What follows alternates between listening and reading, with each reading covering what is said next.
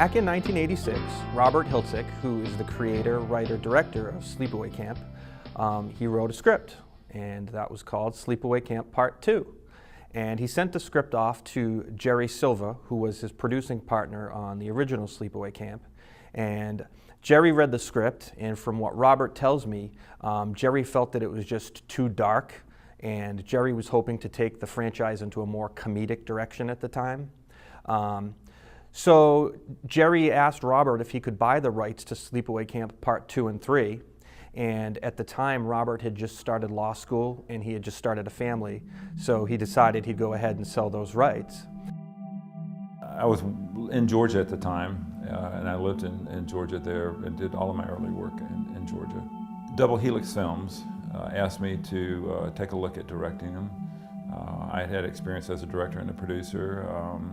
I enjoyed both producing and directing, and I'd done some writing, and they just asked me to take a look at the projects. I was sort of intrigued by the idea. I'd never done a horror film. I didn't want to do a typical horror film. I was a fan. I'd seen a lot of horror, but I knew that in a way that genre had already kind of played itself out. The kind of, I used to call it the dead teenager movie, you know, and it was so formulaic. And I thought there had to be some way that you could kind of play with the formula a little bit while still giving the expectations of the fans, you know, fulfilling those expectations, but then having some fun. Then Jerry Silva, his team hired a writer by the name of Fritz Gordon, and he wrote the scripts for the sequels. And I have to say, still to this day, when it comes to blending a horror and comedy movie together, Sleepaway Camp 2 and 3 are two of the best examples of, you know, putting two movie genres together like that. What are you looking for? A gun? No? A drill. Fritz and I wanted to do the film, but we were both determined not just to do another kind of slasher film. Even at that point in the 80s, I felt like that genre had really been played out in terms of that first wave of slasher films and dead teenager movies. And we kept trying to figure out how can you have fun with the genre, kind of play with it a little bit, play with the expectations of the audience, but at the same time fulfill the expectations. It was the sense of humor and the kind of complete irreverence.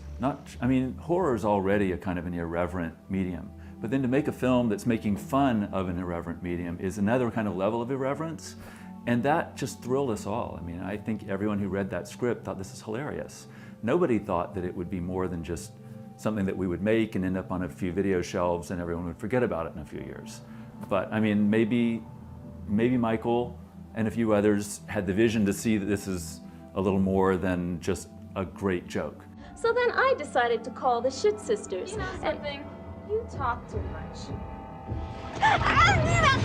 Fritz had a great sense of humor, and I really give him a lot of credit for a lot of that kind of quirky, dark humor that he infused the script with. And you know, he very cutting edge in a lot of ways in that he came up with the idea of naming everybody after the Brat Pack. I had not met Fritz prior to the original filming, and the first time that I had the opportunity, seemed like we were about halfway through Sleepaway 2, as I recall, and Jerry Peace came to me, he was the AD, and said, we've got a gentleman going to be with us tomorrow from Nelson Entertainment. And he's one of the Nelson Entertainment executives. And then he kind of winked at me. He said, it's really Fritz Gordon that's going to be here. So he was coming under a pseudonym so that people wouldn't realize he was the writer, because there was a lot of sort of funny comments being made about the script, like, oh, you know, just sort of off the cuff stuff. But when he actually arrived the next day, everybody played it like they didn't know he was the writer, but there were several times that it was interjected, you know, who wrote this script? What was he trying? What was he doing? So we had a lot of fun with him on that one. But overall, he was very hands-on in terms of the script, working with Michael. Michael was a lot of fun. Michael, it was a small group of us at the time. There was only, you know, the film community was pretty small, and we were all pretty tight because we all worked together all the time. And Michael was a part of that. So it was one big family that was there. Michael knew what he wanted, you know, and he got it out of us. We did what we could for him, you know, because our resources were limited. But we all had a very good time. I know a true story. There used to be this camp about 60 miles from here. Camp Arawak. Yeah, I heard about that, and all these kids got killed. Shut up. Only after they asked me to do it, before I accepted the job, I said, you know, let me look at the original. Don't remember a lot about it. I watched it literally one time. I remember there was a really long sequence involving softball that seemed to... I remember the time I got up and went into the kitchen, I got a beer, the phone rang, I had a conversation on the telephone, finished my beer and came back, and the softball game was still playing. So I thought I must have not missed too much. But the thing everybody remembers, obviously, is the ending. It was a great shock ending, which is to this day the thing everybody talks about, and it was, you know, I think that was brilliant. I don't think there was ever any goal to try to create what was done in the first film, even though it had, you know, limited success. But when we watched it, I felt like the film had a different style than what we were trying to capture. We were going to go for something a lot more stylized and with a fair amount more gore and certainly more humor. The first film, to me, just was a little flat. The most interesting thing about that first film was the great twist at the end. That was the thing that everybody talked about. And we thought, well, that's the thing you should really concentrate on and let that be the focus of the sequels. Where can you take that character in a way, in a place that no one has ever gone before? And we talked about it, and that's when the idea of having her go under the knife and have a little snip and becoming a transsexual, kind of, you know, transgender, change her gender. That's what suddenly caught my attention. And I thought that was a really exciting thing because, quite frankly, it had never been done, to my knowledge, in any film where you had, you know, a transsexual psychopathic killer. And the fact that she'd gone to therapy and had this change, you know, sex change, I thought, well, now you're talking about a really great premise for a film, and where can you take that? I used to be shy. I'd never talk to anyone. You? Now you can't get me to shut up. Felicia Rose, I understood that she was in college and was going to concentrate on that. And of course, we were not shooting in New York, we were going to shoot in Georgia.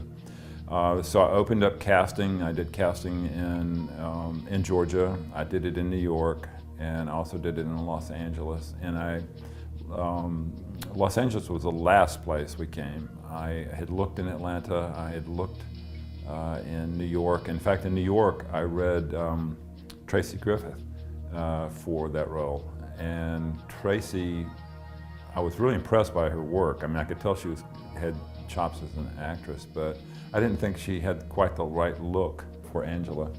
When we got to Los Angeles, my recollection is Pam was actually the first person that read for the role.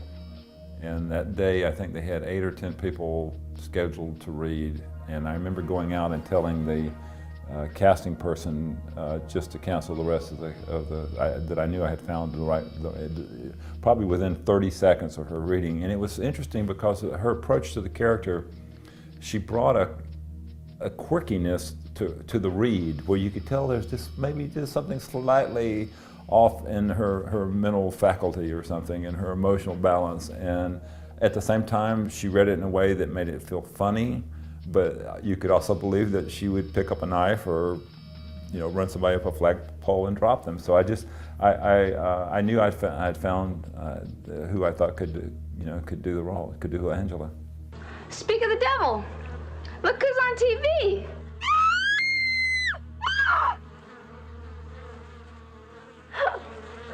I gotta go.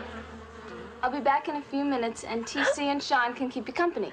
Pamela Springsteen was probably one of the highlights of the film. She was such a great person, great actress to work with, always accommodating, always coming up with really goofy, crazy stuff that really worked. I think without Pam's personality injected into the film, it would not have been as successful as it was. It's any consolation. You almost made it. She had a wonderful kind way about her. She was a very unseasoned actress, and she was a bit insecure, but I worked with her and tried to help her feel comfortable and confident in her work, and gave her the encouragement to do what I knew she could do, and it worked. She just did a great job. My memories about the actors and stuff there, I mean, they were all really pretty nice. I mean, we were all young and enthusiastic, and I mean, I was real excited about Renee Estevez because, you know, I knew her family, or knew who they were and everything like that, and Renee was really super sweet. I mean, she was a really, really sweet girl, and Tony Higgins is really cool. I remember hanging out with him. I actually worked with him again years later on a movie which actually Gwyneth Paltrow played his wife. It was a movie called Deadly Relations. And he was a cool guy. I mean, everybody was really nice. I can't remember any complaints about any of the actors or anything. They were all pretty cool. I mean, Valerie Hartman, I mean, I remember she stuck around for part 3 to help out. The people on the shoot were having a good time, clearly. I mean, you can tell that when you watch a film, whether people were having a good time as they made it or not. And I think it's clear with these films, everyone was having a great time. But I think they were working very hard days, very long hours. To shoot 2 feature films back to back in 6 weeks is grueling. There's no other way to do it. And this was in the days of 35mm film with magazines and, you know, check the gates and all the things that you have to do with film that take more time than video. Shooting in Georgia at that time, doing production in Georgia at that time, was very challenging.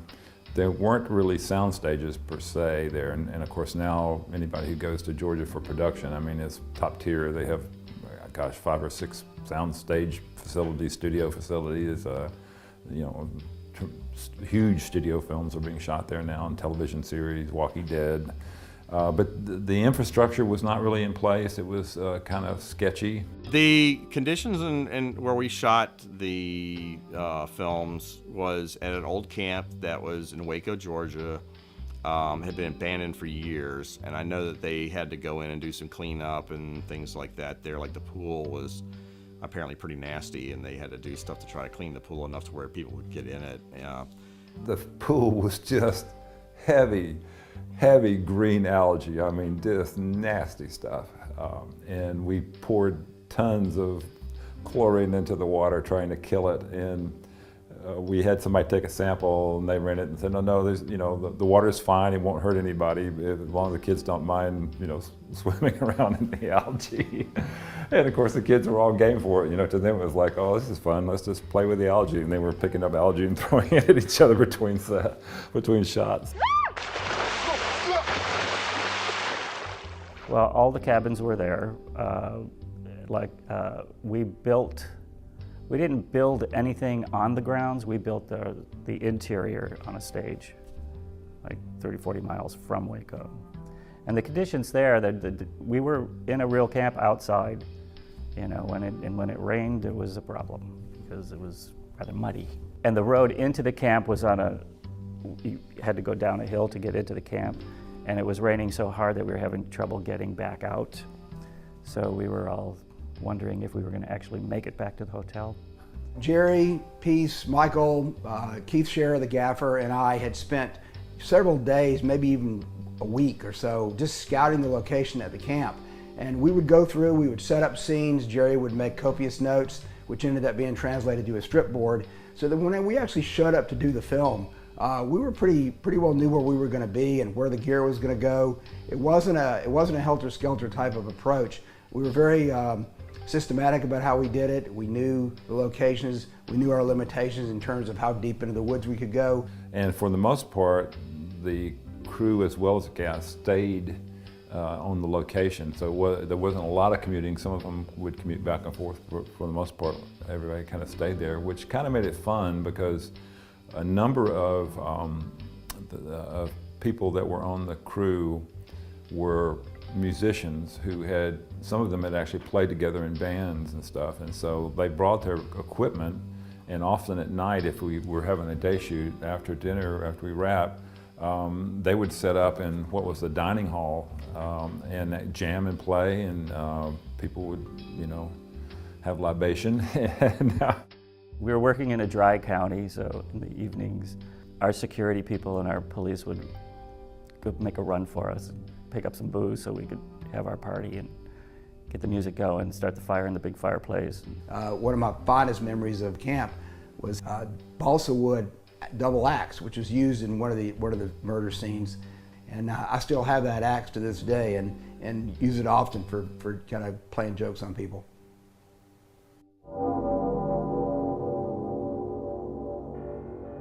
Splat, and I was one of the people who gave him that nickname because he was just starting out in the business, but he was so good. He was very good, he was very innovative, and he knew how to do great effects on a budget. I had been taking this course from Dick Smith, he is the guru of makeup and makeup effects. He did Amadeus and The Exorcist and Godfather, and so I was in the process of learning this stuff, and I was working in an art store at Gwinnett Place Mall. And the funny thing is, I'm sidetracking, but I remember they were shooting the Evil Dead 2, and Bruce Campbell called me up at the art store while I was still working there, wanted me to do some mechanical effects for it, which I don't do mechanical effects, and so I had to turn it down. But it's just funny, here I am at this little art store getting calls in these movies. But I was listed in the Georgia Film Book because I had already done several like student type films or low budget films, and I guess Michael Simpson and Bob Phillips were going through the book and they were calling different people. At first I kind of was a little put off by him. I thought he was a little strange, but the more I got to know him, the more I realized just how forensic he had done his research. And he was so in depth with how he created the death scenes and how he created the effects on a lot of the live people. And I was very green back then, and I had a certain process of the way I thought things would be, and things weren't exactly what I expected. And there's a lot of things I didn't know about taking continuity photos, things like that, because I never had really that much experience. All the stuff I'd done before, we didn't do continuity photos. It was all student stuff. So there's a lot of little things that was, probably was not good on my part, but it was basically being thrown into the fire or thrown into deep water and expecting to swim.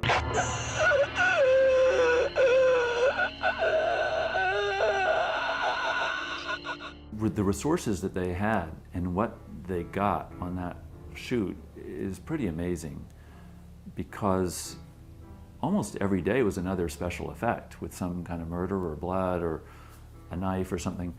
And they made the decision right up front not to make it super realistic. I mean, none of the violence is that real. It's actually, you're supposed to laugh probably more than anything. She's having her head shoved down in the toilet and looking at the leeches. I mean, that's kind of the most horrific one for me, because it's like, it's so gross.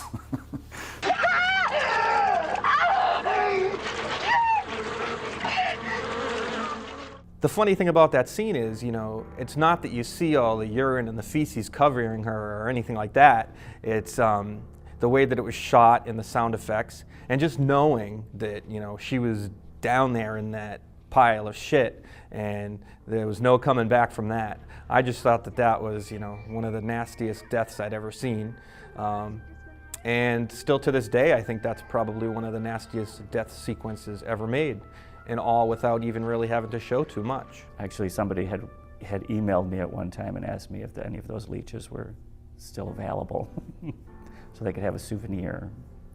My favorite memory from part 2 is where Mare gets her head drilled in the car, because they needed a car to shoot that in, and we knew we were going to be spraying blood and stuff, and I guess there was a little apprehension of anybody letting them use their car, so I let them use my car for the scene.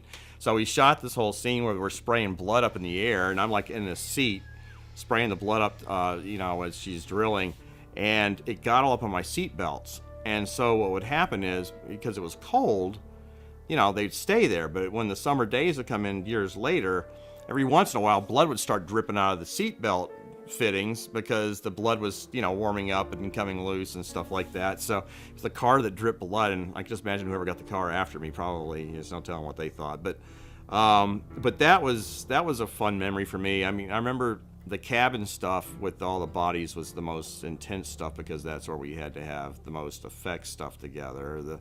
I know when we did the acid gag, I had read about a technique where you're using a certain AB smoke to give an acid effect that turns out that'll actually burn your skin, and the instructions didn't tell you that. So my assistant got burned.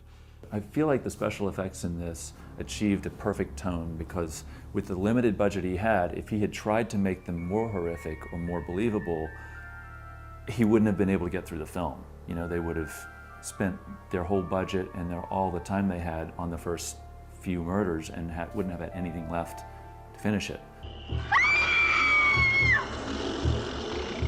One of the big challenges I was dealing with minors. So we, on the set, we had people from the Georgia Department of Labor to make sure we were following very closely guidelines. We had a teacher, because some of them required to, have a certain amount of schooling each day. There were some scenes that we had to kind of shoot because the kid was a minor and they actually couldn't be on the set. Obviously you couldn't be on set if you had any sex or nudity or any violence.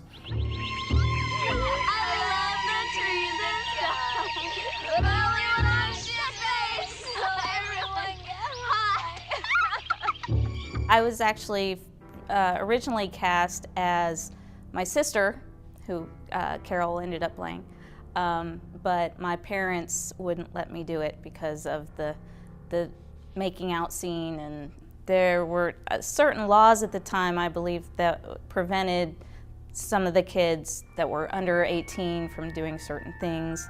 Like I wasn't allowed on the set when there was certain activities going on. One of them was too young to be on the set for her own death, and she's one of the ones who got barbecued. So we came up with it, and her older sister was old enough to be on the set. So what we did was have the older sister find the younger sister already killed, and then we did the second sister's killing on camera. But I remember hearing her through the woods, the most horrible, awful scream I've ever heard in my life. And it was everybody that was back at camp was like, wow, that was really cool. So.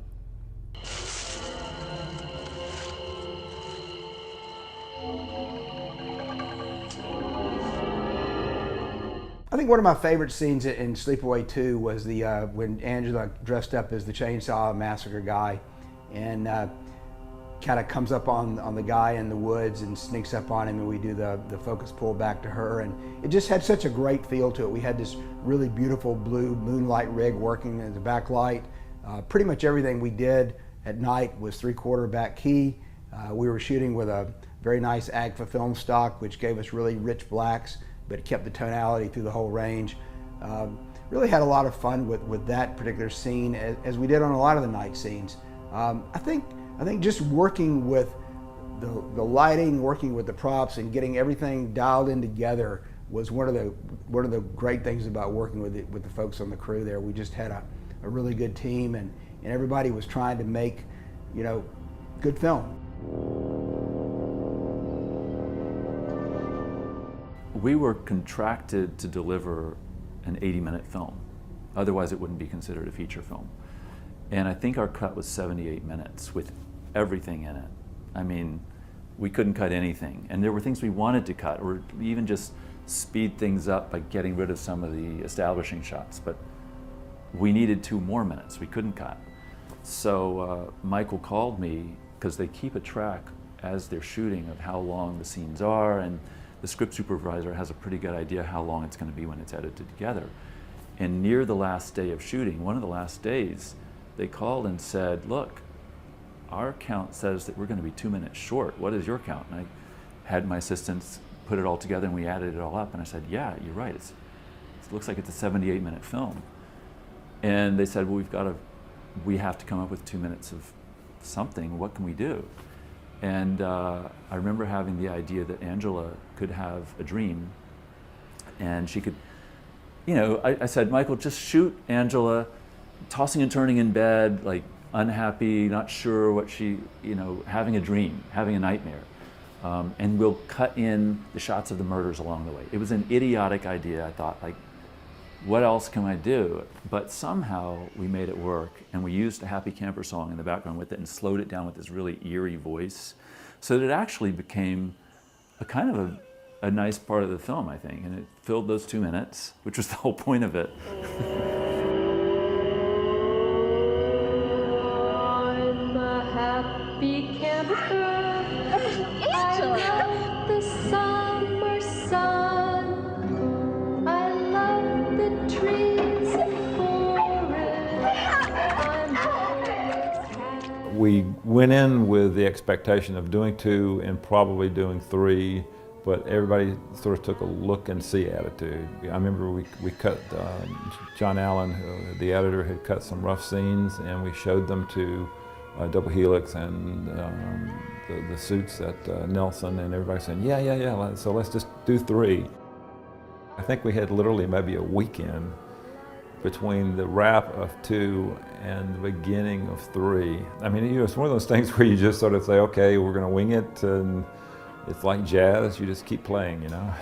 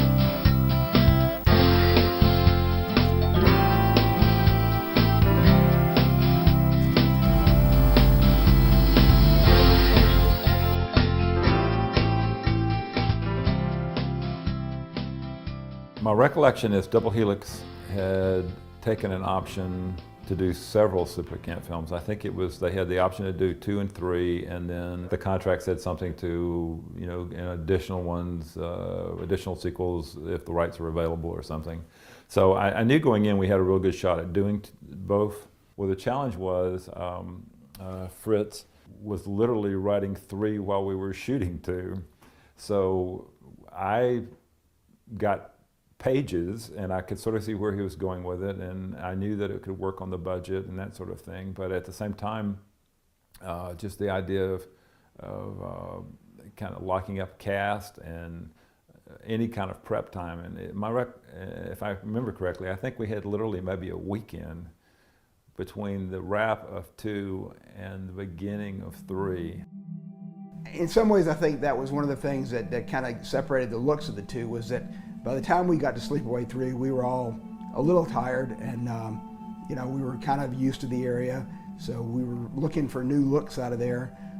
One of the things that stands out to me about Sleepaway 3 was just how many daylight locations we ended up doing. I think that changed the look of the film a great deal. I think 3 had much more of a grunge feel to it. And people kept saying, "You have lost your mind. How can you create a horror movie in daylight?" But we kept saying, well, if it's scary, doesn't matter whether there's light or not. But the reason we were shooting during the day was we were moving into fall, and it was getting increasingly cool at night. And we were not using the sets that of the buildings at Camp Waco. we were using tents. So these kids within the context of the story were supposed to be camping out. So a lot of the sequences that do take place at night are in tents outdoors. I mean, the cast was all dead at the end except for Angela, so you couldn't, you know, you had to kind of finish with those people, let them all go, and then start with a new group of 15 more campers were going to get slaughtered. I knew that we were going to do most of the casting in Atlanta, so we had already gotten most of the casting done. I had looked at Tracy originally to play the role of Angela, and I knew she would be great and I wanted to use her, so in essence I already had that cast. Working with Tracy Griffith was a treat, it really was, and playing her love interest was great. We actually developed an on-set romance, not sure if you're aware of that, little tidbit for you guys. That didn't last very long, like 2 weeks. You know, I was a wayward youth from Mexico, she was a debutante, and it wasn't meant to be. But no, she was wonderful to work with. She was just a pro and knew her lines down and had that character nailed. Come on out, sweet pea. Daddy won't make you go fishing if you don't want to, sweet pea. Michael J. Pollard is one of the few that really stands out. Michael was a real character. He was kind of a poster child for the 70s. Michael J. Pollard is as crazy in real life as he is on screen. He had an energy about him that I've never encountered before. You never knew what was going to come out of his mouth. You just knew it was going to be something you wanted to hear. Just a firecracker. You city brat should be used to that. Without a doubt, he was the quirkiest actor I've ever worked with. He was a sweetheart of a guy on one level, but he was also just crazy. He was one of those guys just absolutely bona fide, kind of zonked out. He is one of a kind, there's no doubt. And I was thrilled to be working with him, having seen Bonnie and Clyde. It was one of my favorites. You know, I was glad to work with him. He just was Mr. Improv, more or less. But I think he did a good job for that movie because it was perfect for him, I think. Somebody came out on the set and said, "You've got to call Michael J.'s mom."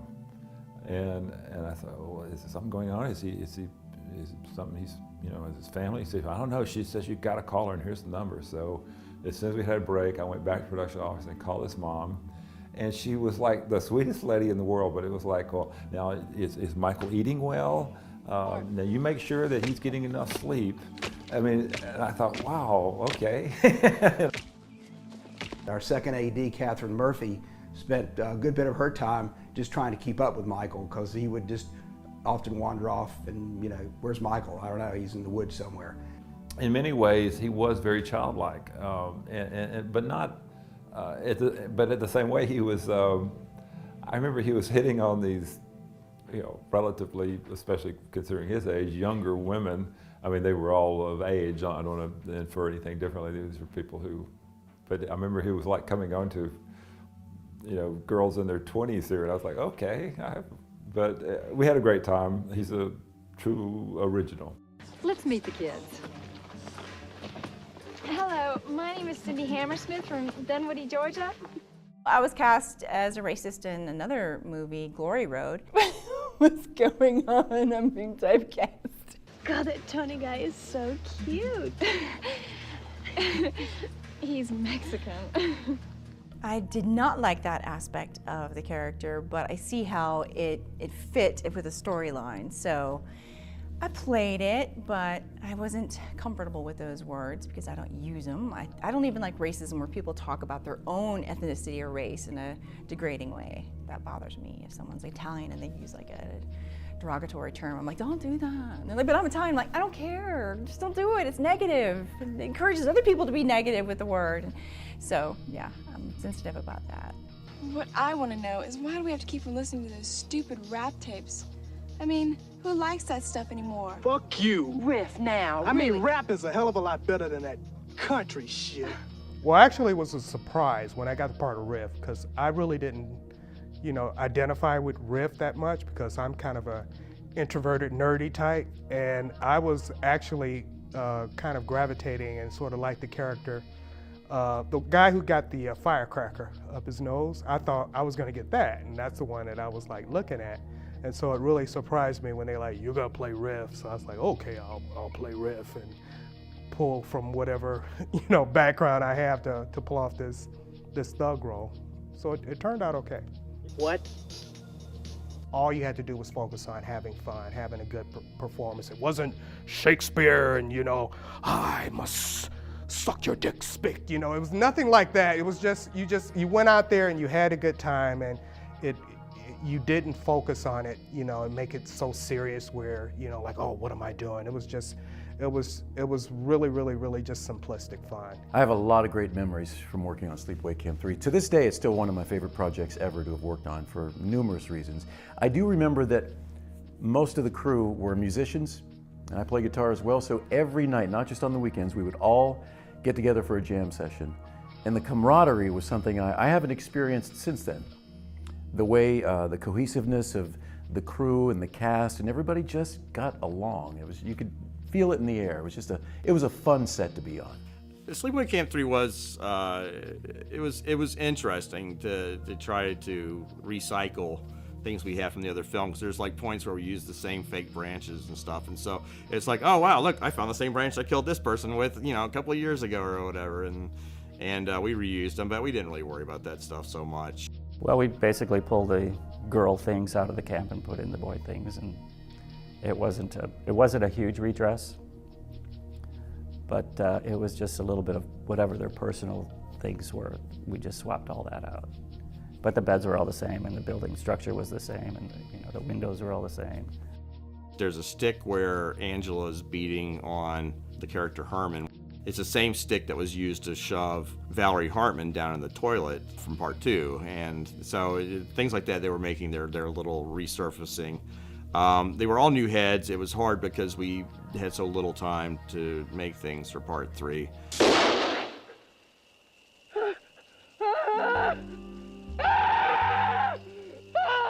The camp that we shot at has kind of an interesting and sad history. It was shot in Bremen, Georgia, and I can't confirm this, but somebody on set had said that a little boy actually died at that camp 2 years prior to us filming.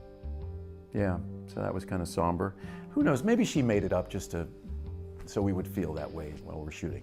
I hope she did. There was stuff going around that they claimed that there was ghosts there at the location we were filming. And I do remember one specific occasion where one of our crew members was standing out by the flagpole, and she claimed that she felt hands grab her around the ankles. And she looked down and there was nobody there.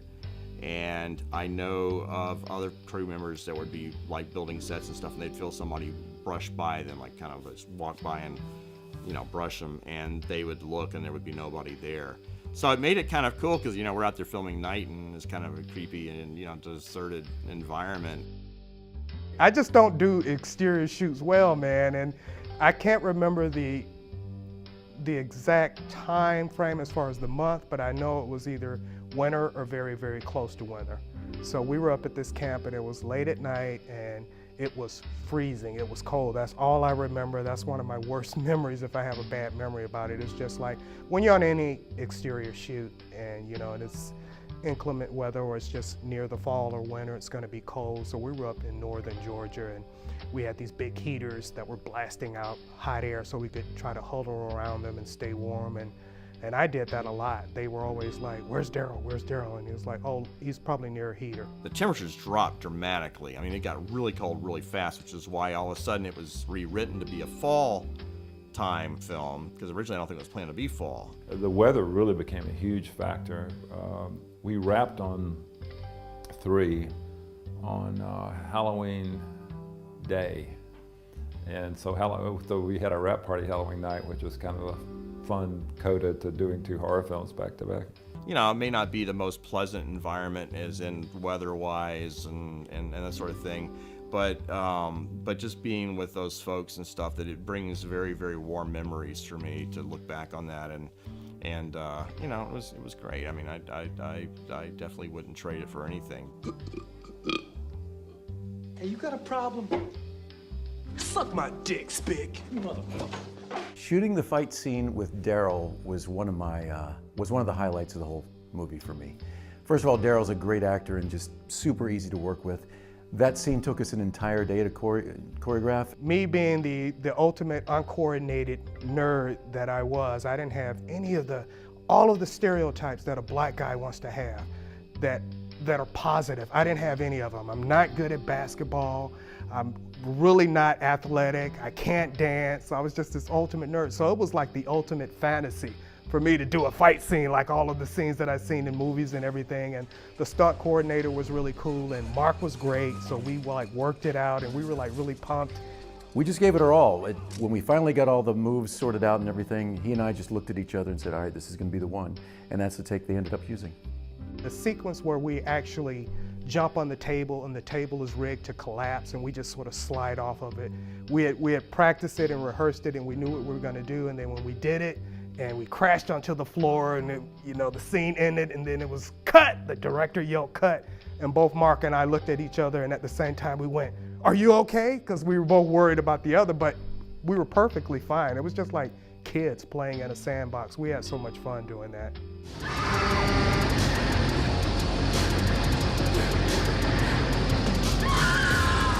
The only scene that I remember in either film that was shot outside of the location of Camp Waco was the scene that opened 3, which was shot in downtown Atlanta. The victim is like getting dressed, have the little gratuitous nude scene, and then she goes out in the street and is run down by a garbage truck. I remember Lonnie Smith, who was our stunt coordinator on that, who still I see on shows. He was dressed as Angela, so he had on the wig, the whole bit, which is funny. He's driving this garbage truck. If you look at it closely, suddenly Angela's character has grown about 6 or 9 inches and weighs now about another 100 pounds. And it was the stunt guy was doing the driving. Obviously, you couldn't have Tammy do something like that. But it's so quickly edited. You have to really be looking at it. They wanted to show the girl getting hit by the truck. Well, I had a medical dummy I had bought, which was very expensive, and they wanted to hit that with the truck, and I'm like, it was not ever in our agreement, and I'm not so sure I really want to do that because you'd love to destroy this dummy, but we went ahead and did it anyway, and actually it held up really well. I got hit pretty hard, and there was just like a little tiny crack in the plastic on there, and I still have that dummy. But yeah, so that actually is probably, of all the effects in the films, that was one of the most effective. But I believe if you look really closely, you can see the head come off the dummy when it gets hit. We actually had a lot of fun shooting that scene, and it was nice to get out of the woods. As I recall, that scene was probably the last thing we shot. Some of the other scenes in 3 I felt were a little gratuitous just for the sake of having gore. And I don't think we had quite the time and the energy level that we did on 2, just from my recollection of it. Memorable death scenes, part 3. Firecracker Face was probably my favorite because I think that was like a pretty cool looking head, and it was pretty disturbing to look at, and I remember that made it in Fango, and I was real excited about that. So in 1989, when Sleepaway Camp 3 was getting ready to be released, it had to be sent in to the Motion Picture Association of America to get a rating.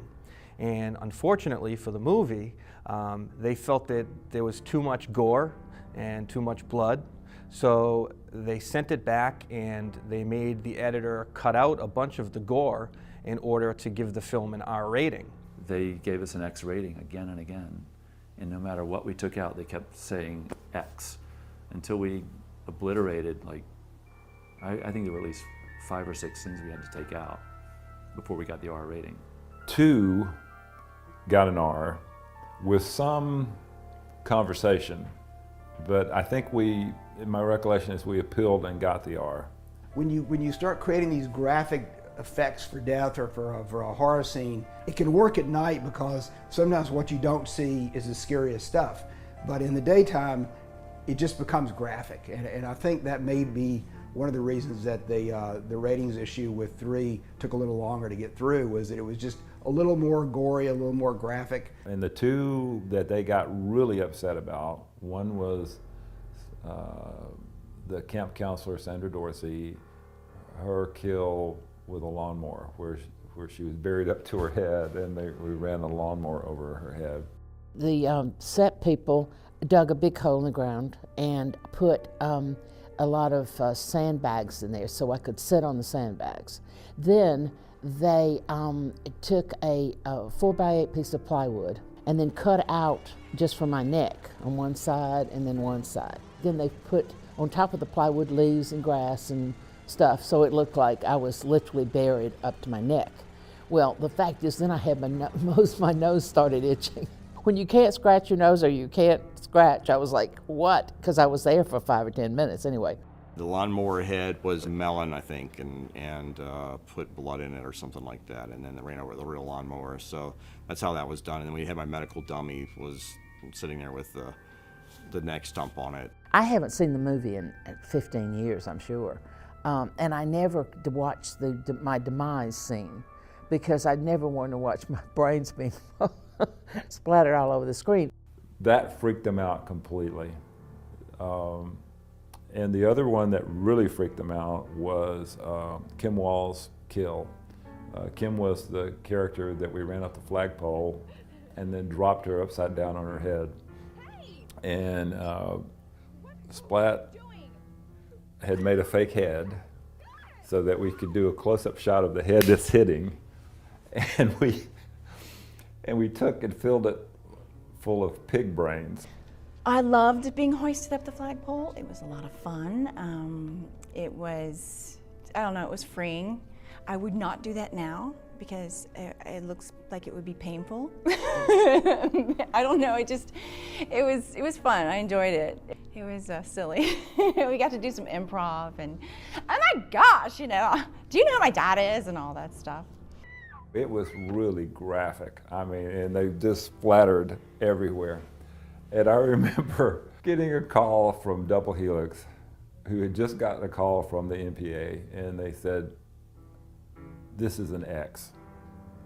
And I was going, "Okay, can you tell me what we can do?" Because I was contractually obligated to turn in an R. And I kind of knew where we'd stepped over the line, but of course you wouldn't hear them say it. And they said, "Well, we can't tell you where to cut, but off the record we will tell you the woman who was watching this got physically ill on the flagpole scene." When Bobby, who is tied to the tree, gets his arms ripped off when the Jeep drives off, they in fact showed his arms getting ripped off and the blood spurting out and everything. And they wouldn't allow that, so they had to cut it out. So now when you see the movie, the Jeep drives off, you hear Bobby scream, and that's it.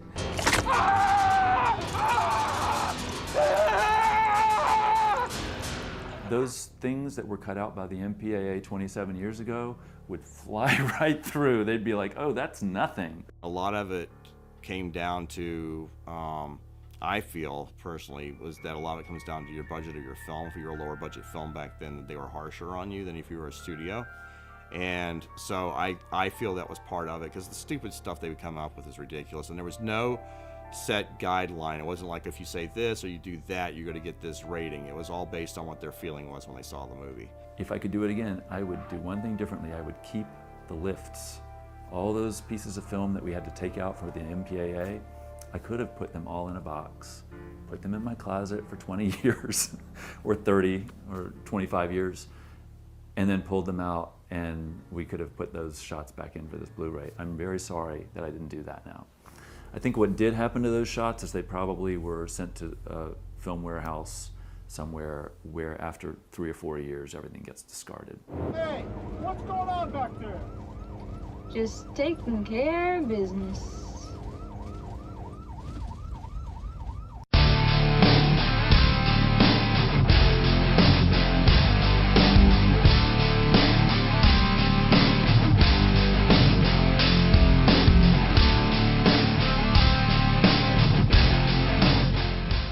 I did immensely enjoy them. It was a point in my life and my career where it made sense to do them. I had small budgets and very limited amount of time to shoot them. I really enjoyed the camaraderie. I had a great cast, great crew. Of the two, I always tell people, no matter what film I've ever worked on, when you start asking about what film you like better, it's sort of like somebody asking you which child do you like better. But of those two films, I think creatively, I think 2 works the best. My favorite of the 2 is probably part 2. I think part 2 is, because we had a little bit more time on that one. In some ways, part 3 was actually really good to me too, because of the fact that when it got cold, it was just, there was something just fun about the whole experiences of the cold nights and the hot sandwiches and when things would catch fire, you want to be near it because you're cold, and that kind of stuff. There was just something. It's almost like going to a camp in real life, where sometimes the harder the situation, the more fun it is to look back on. Like most people, I probably favor Sleepaway Camp 2 to 3. Although I've heard there are people who prefer Sleepaway Camp 3. I have friends in town who have like haunted houses that go up in October. They stay up all year and they do the whole horror thing. And they would tell me, like, these movies are pretty big. There's people following these things. And at that point, I started realizing what kind of following they actually had and their cult status they were establishing. It was fun, and what's really been fun is the fact that it has become more popular as the years go by. I get fan mail from kids, teenagers in Canada and all over the country, wanting me to send them pictures and autograph pictures and stuff. It's phenomenal to me. To look back 20, 30 years ago and say, this film was going to be a cult classic, I don't think any of us really had any idea that it had that potential. We had a lot of fun making it, and maybe that came through.